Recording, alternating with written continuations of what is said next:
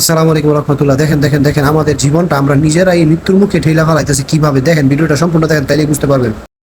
Direct জাহাজের থেকে মানা করতেছে এই ইয়াটা ধরতে, মানে না ধরার জন্য বা সামনে থেকে সরে যেতে, কিন্তু তারা সামনে যেতেছে, নিষেধ করতেছে বারে বারে।